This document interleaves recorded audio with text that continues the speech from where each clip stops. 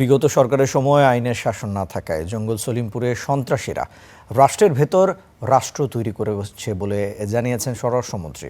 দুপুরে পুলিশ সদর দপ্তরের কন্ট্রোল রুম পরিদর্শন শেষে তিনি আরও জানান, সেখানে তাণ্ডব চালানোদের কঠোর হাতে দমন করা হবে। আর এ নিয়ে র্যাবেরও কিছু দুর্বলতা ছিল বলে আরেক অনুষ্ঠানে জানান সংস্থাটির ডিজি। হাবিবুল ইসলাম হাবিবের রিপোর্ট। চট্টগ্রামের জঙ্গল সলিমপুরে রোববার রাতে বুলডোজার দিয়ে র্যাব ক্যাম্পের দেয়াল গুড়িয়ে দেয় ইয়াসিন গ্রুপ। কেটে দেওয়া হয় রাস্তা, চলে গোলাগুলি।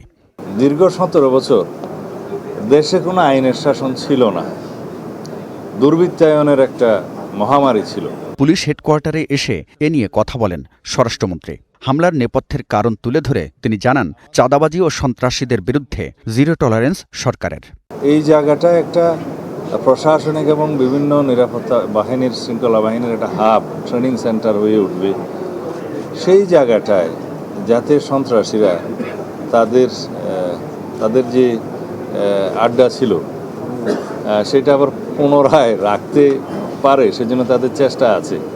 তবে তারা যে উদ্যত আচরণ করেছে, যে দুঃসাহস দেখিয়েছে, সেটা আমরা খুব কঠোরভাবে নিয়ন্ত্রণ করব। ইনশাআল্লাহ দেশে আইনের শাসন প্রতিষ্ঠা হবে। সন্ত্রাসীদের অভয়ারণ্য যেখানে থাকুক সেগুলো নির্মূল করা হবে। এ ঘটনায় র্যাবের অসাবধানতা ও গোয়েন্দা নজরদারির ঘাটতি ছিল বলে স্বীকার করেছেন সংস্থাটির মহাপরিচালক। এটা আমাদের কিছু অসাবধানতা বশত ঘটেছে কথাটি, তবে তারা এখানে আসতে পারবে না, তাদের সে শক্তি নাই। তারা যেখানে থাকুক, যেভাবে থাকুক, তাদেরকে আমরা উচ্ছেদ করবো এবং এই পর্যন্ত প্রায় 30 জন অ্যারেস্ট রয়েছে।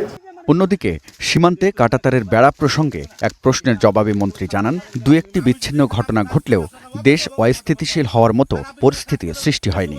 দু একটা ঘটনা আমাদের নজরে এসছে, আমাদের বিজিবির ডিজি সাহেব সেগুলো তাৎক্ষণিকভাবে অ্যাড্রেস করেছেন। দুই একটা জায়গায় হয়তো পাল্টা গোলাগুলির ঘটনা ঘটেছে। এমন কোনো ঘটনা হয় না যেটা জাতীয়ভাবে উত্তেজনার সৃষ্টি হবে, সেরকম কোনো ঘটনা হয়নি। এর আগে ঈদ যাত্রা নির্বিঘ্ন করতে সড়ক ও মহাসড়কে বসানো সিসিটিভি ক্যামেরা ও বডি ক্যামের মাধ্যমে চলা তৎপরতা দেখতে মনিটরিং কক্ষ পরিদর্শন করেন স্বরাষ্ট্রমন্ত্রী। হাবিবুল ইসলাম হাবিব, স্টার নিউজ, ঢাকা।